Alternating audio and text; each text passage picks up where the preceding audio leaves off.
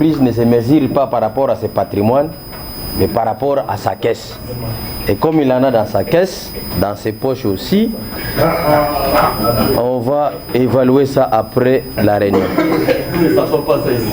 Président, à la page 28, les tableaux 4.4 descend dans les documents de réponse. Bleu, vert ou bleu. Dans les documents, ça, les détails. Oui. 4.4, 2071 agents ont l'âge supérieur ou égal à 65 ans. Donc, ces gens-là sont retraitables. Mais les DG qui nous disent pourquoi ils ne sont pas retraités. Parce qu'ils ne sont pas retraités, pourquoi? Les DG, selon les informations à ma possession, les DG s'est donné le luxe. Tout agent éligible à la retraite, si vous ne donnez pas la rétrocommission de 40%, vous ne percevez jamais et jamais votre c'est une question importante. Allez-y, la mission. Vous savez, très grave. Collègue, vous savez que c'est votre collègue que vous faites confiance, qui ne peut jamais dérober, qui ne peut jamais raconter des bêtises. Et ça, vous le savez. C'est en dehors de toute passion, ni un sentiment vil. Je parle en tant que responsable des données fiables qui sont venues de cette entreprise. Au besoin, après le départ du DG, je vais vous donner les noms de tous les agents qui ont appelé. Et des retraités même. Donc je disais que le DG s'est donné les leaks à travers son DH qu'avant, tout agent perçoive les allocations de sa retraite, il doit payer 40% comme rétrocommission, sinon ils sont la raison pour laquelle les 2071 agents sont encore là. Vous prenez dans le tableau 27, page 27, tableau 4.2, vous verrez qu'en 2016, il y avait 7290 agents et en 2021, vous avez 6239 agents. Est-ce que le DG peut justifier ces manques-là? Les agents en 2016, ils étaient 7000, en 2021, ils sont 6000. Ces gens-là sont morts par catastrophe naturelle. Vous ne les remplacez pourquoi? Vous ne les remplacez pas pourquoi? Ce sont des places qui n'étaient pas vacantes. C'était surpopulation, surposte ou quoi? Alors, la vérité dans ces dossiers est que les DG réservent des postes lors de l'engagement que à un tribu ou à des ethnies, notamment l'ethnie les Rounes, auquel le DG fait partie. Même pour l'avancement en grade, le DG, la loi numéro 81/003 du 17 juillet 1981, à son article 66, donne clairement comment faire l'avancement en grade d'un agent. Curieusement, le DG, depuis son arrivée, il a fait passer des exécutants en maîtrise, des maîtrises en cadre, des cadres à la direction, le directeur général, depuis son arrivée, de 615 agents uniquement de son ethnie. Uniquement de son ethnie. Alors, le DG va nous dire, j'ai vérifié, je me suis renseigné, c'est notre frère. Il est des pères et des mères, curieusement. C'est notre frère, mais qui se comporte mal. Président, vous allez voir à la page 8, tableau 1-2, où il parle des besoins d'investissement. Les rubriques à la page 13.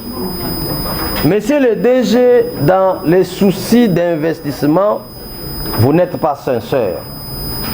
Mon très cher DG, mon frère des pères et des mères, vous êtes Congolais, vous travaillez pour l'intérêt des Congolais.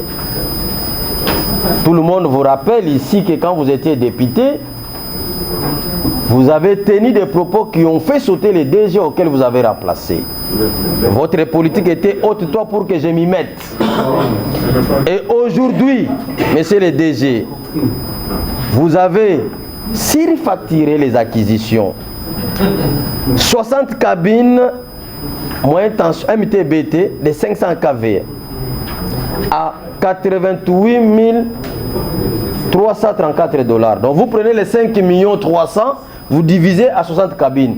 Je vous parle en tant qu'ingénieur et gestionnaire, ancien chef de gestion sous-station cabine à la Société nationale d'électricité. Je vous parle à toute réserve. À côté de moi, il y a les directeurs urbains et auxquels nous avons géré ensemble. Et surtout que ça c'est le prix même de la cabine 630 kVA qui coûte maximum avec tout intérêt, avec tout sentiment ville, 62 000 $. Alors que ça c'est 630 kVA. Vous mentionnez pour 500 kVA, vous arrivez à 88 000 $, c'est-à-dire vous avez largement gain de plus de 30 000 $ par cabine multiplié par 60, 1 800 000 dans votre poche. Mon très cher frère, vous qui êtes des pères et des mères, cette pratique est prohibée. Matériel surveillance et coupure électrique. Mais c'est déjà, le matériel de surveillance et coupure, c'est déjà dans la cabine. Je vous parle en tant qu'ingénieur, ancien gestionnaire, chef de gestion de sous-station et cabine à la Société nationale d'électricité. Vous avez surfacturé à 7 63 500 $, sans même donner la moindre précision. Et vous savez, je vais vous rappeler une chose. Il y a un frère congolais de père et de mère qui s'appelle Kalouba. Il est professeur en droit. Lors d'un procès, il a qualifié ce genre de pratique d'un détournement intellectuel. Monsieur le DG, vous êtes arrivé à la SNCC, vous avez déploré une citation avant que vous soyez DG. Le taux de paiement des agents. Mais vous continuez à payer les agents à 750 francs congolais. Vous avez pris le courage pour leur donner sourire, pour avoir leur adhésion.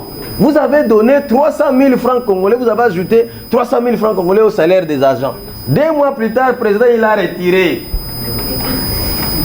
notre frère. Et maintenant, les gens se sont endettés. D'autres ont pris le courage d'aller louer des maisons quand même décentes. Mais il a retiré les 300 000 francs congolais. Et parmi eux figurent des gens qui sont déjà paralysés parce qu'ils ils fonctionnent dans un régime de surcharge. Donc,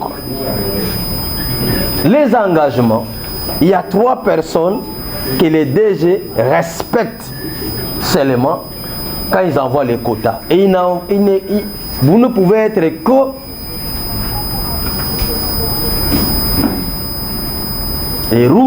Rundi ou bien proche de Moulouba Kati.